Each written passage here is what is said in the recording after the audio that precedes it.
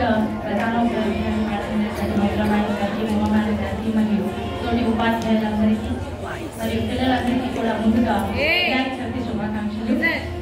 ఇక్కడ చాలా అందమైనటువంటి వినాయకుని ఫ్యామిలీ చాలా అద్భుతంగా ఉంది కదా, చాలా బాగుంది. మరి మన హిందూ సంప్రదాయ ప్రకారం ఏ పని స్టార్ట్ చేసినప్పటికీ వినాయకుని యొక్క ప్రార్థనతో ప్రారంభించడం అనేది మనకు సంప్రదాయంగా వస్తుంది. మరి అసలు ఎందుకు వినాయక చవితిని మనం ఇలా చేసుకుంటున్నాం, అసలు ఆయన యొక్క పుట్టుకకు సంబంధించినటువంటి పూర్వగాథ ఏముంది?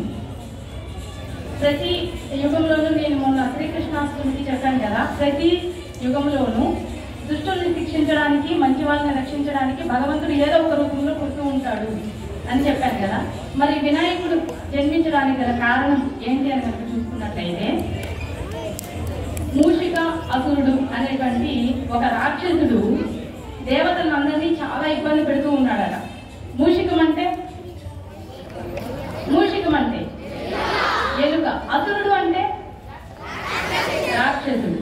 మరి మూషిక అనేటువంటి రాక్షసుడు దేవతలని వాళ్ళందరినీ చాలా ఇబ్బంది పెడుతూ ఉంటే దేవతలందరూ వెళ్ళి మహావిష్ణువుని అడిగారట, ఈ మూషికాసురుడి నుంచి మమ్మల్ని రక్షించేటటువంటి నాదుడే లేడా అని.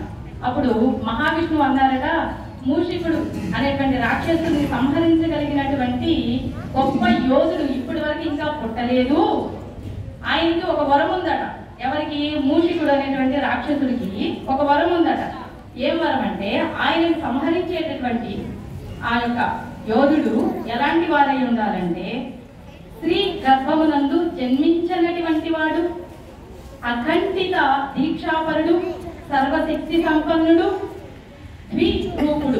ద్వి అంటే రెండు రూపాలు కలిగినటువంటి వాడు, ద్విజన్ముడు అంటే 2 సార్లు పుట్టినటువంటి వాడు.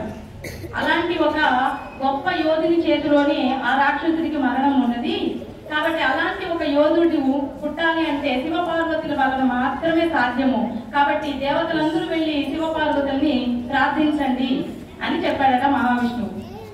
అప్పుడు వెంటనే పార్వతీదేవి దగ్గరికి అందరూ వెళ్ళి ఆమెను అడుగుతారు, అమ్మ మాకు ఇలాంటి ఒక దేవుడు కావాలి, ఆ మూషికుడు అనేటువంటి రాక్షసుడి నుంచి మమ్మల్ని రక్షించేటటువంటి ఒక దేవుడు కావాలమ్మా, మీరు మాత్రమే ఆదిపరాశక్తి అయినటువంటి మీరు మాత్రమే దానికి యోగ్యులు కనుక మీరే ప్రయత్నం చేయాలి, మమ్మల్ని రక్షించాలని వేడుకున్నప్పుడు ఆవిడ చెప్పిందట, గజాసురుడు అనేటువంటి రాక్షసుడి యొక్క పొట్టలో శివుడు బంధింపబడి ఉన్నారు.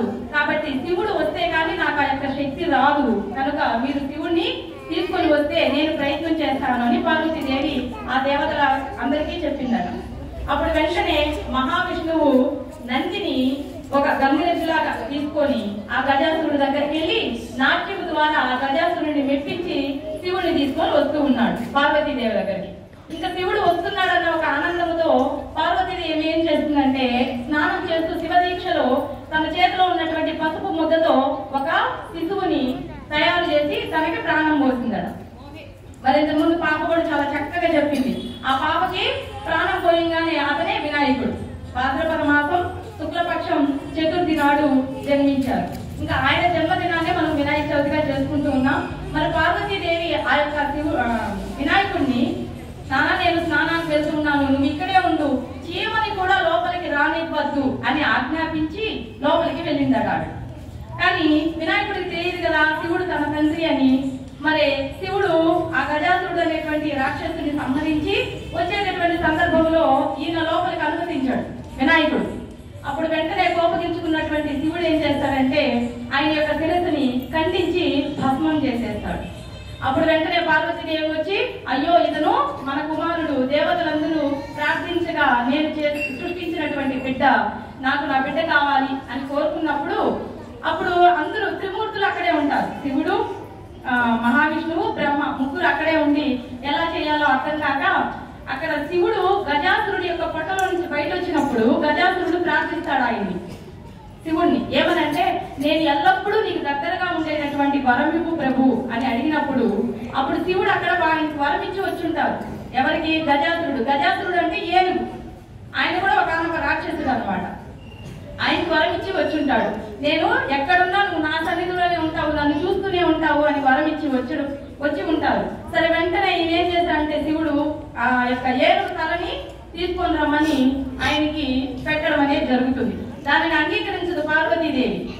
నా కొడుకు చాలా ముద్దుగా ఉంటాడు, చాలా అందగాడు, మరి నేను ఇలాంటి ఒక వికృత రూపాన్ని నా కొడుకుగా నేను అంగీకరించను అని చెప్పి చాలా బాధపడిందట.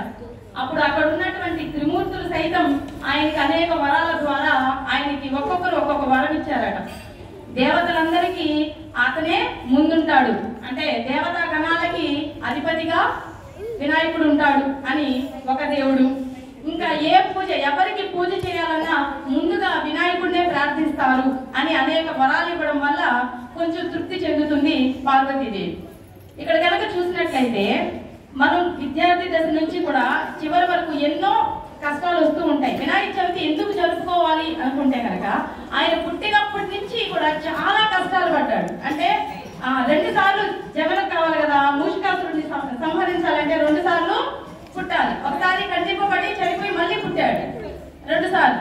అలాగే రూపం ఉండాలి, అంటే పైన చూస్తే ఒక జంతువు రూపం, కింద చూస్తే మనిషి రూపం. అలాగా అందుకోసమని మూషికాసురుడిని సంహరించే ఒక బలం ఆయనకి వస్తుంది. అయినప్పటికీ మూషికాసురుడిని సంహరించకుండా తన వాహనంగా స్వీకరిస్తాడు వినాయకుడు. మరి ఈ కథలో ఉన్నటువంటి ఆయన యొక్క జన్మలో ఉన్నటువంటి సార్థకత ఏమిటంటే శారీరక సౌందర్యం కన్నా ఆత్మ సౌందర్యం మిన్న అనేటువంటి ఒక తత్వం మనకు తెలియజేస్తుంది. ఎన్ని కష్టాలు వచ్చినప్పటికీ వెనకడుగు వేయకుండా ముందుకు వెళ్తే విజయం మనదే అనేటువంటి తత్వాన్ని మనకు వినాయకుడి యొక్క జీవిత కథలో తెలుస్తూ ఉంది. కాబట్టి ప్రతి ఒక్కరూ భక్తి శ్రద్ధలతో వినాయక చవితిని చేసుకొని ఆ భగవంతుని యొక్క ఆశీర్వాదం పొందుకుంటామని ఆశిస్తూ ఈ అవకాశం ఇచ్చినందుకు థ్యాంక్ యూ. స్టోరీ చెప్పారు, అందరూ విన్నారా? సో ఈరోజు ఈవినింగ్ కానీ రేపు పూజ చేసేటప్పుడు కానీ ప్రతి ఒక్కరూ ఇంట్లో మీ పేరెంట్స్కి కథ చెప్పాలి.